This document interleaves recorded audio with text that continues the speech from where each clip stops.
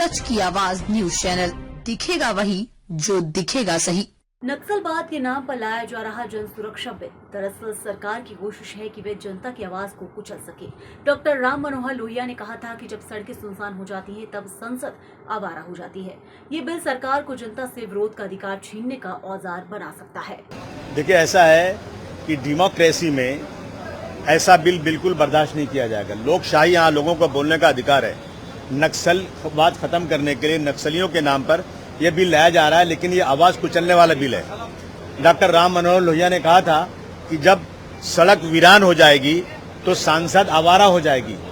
सड़क वीरान है, कोई सड़क पर उतर नहीं रहा है, और हम गांधी जी ने यही रास्ता हमको दिखाया है। और अभी अगर पुलिस को इतना अधिकार मिल जाएगा तो पुलिस तो पहले से लोगों को नंगा नंगा करके मार रही है। पुलिस को अधिकार है, जब चाहे किसी को अरेस्ट कर लेगी पुलिस को इतना अधिकार देना मैं समझता हूँ बिल्कुल गलत है। पुलिस राज नहीं है देश में डेमोक्रेसी है।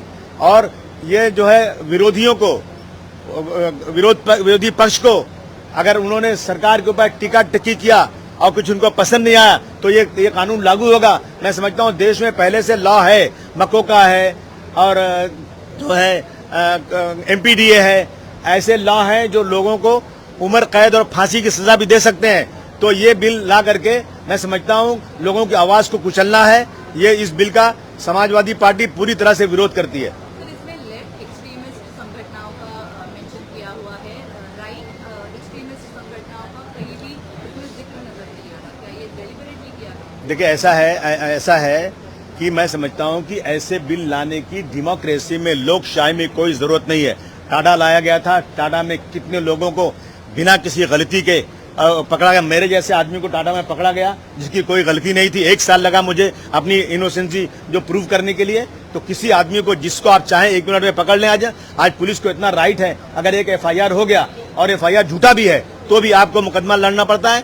पुलिस को उस केस को विड्रॉ नहीं करती है। पुलिस को इतना राइट मिल गया आजकल कि पुलिस जो चाहे कर लेती है। मैं समझता हूँ कि ऐसे बिल का पूरे देश के लोगों को, पूरे महाराष्ट्र के लोगों को विरोध ही करना चाहिए। आज शायद ये बिल लाया जा सकता है, तो ऐसे में आप अपना विरोध प्रदर्शन करने के लिए पोस्टर तो लेके आए ही हैं, लेकिन सभागृह में इसका किस तरीके से विरोध करेंगे? जितना हमको समय मिलेगा बोलने के लिए हम इसका विरोध करेंगे पूरी ताकत के साथ। जो अमेंडमेंट किए गए हैं, क्या उनकी जानकारी आपको मिल पाई है कि कौन कौन से मुद्दों पर अमेंडमेंट किया गया है, सुधारणा करके? मेरा कहना है कि अमेंडमेंट की कोई जरूरत नहीं है, बिल की ही जरूरत नहीं है। ऐसी बिल लाने की जरूरत ही नहीं है।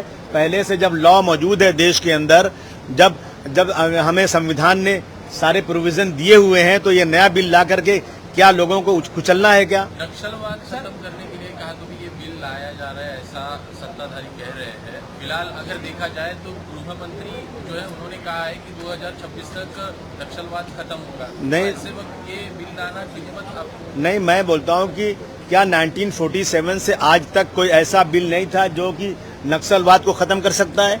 आज 75 साल के बाद इस तरह के बिल लाने की जरूरत आज क्यों महसूस हो गई है?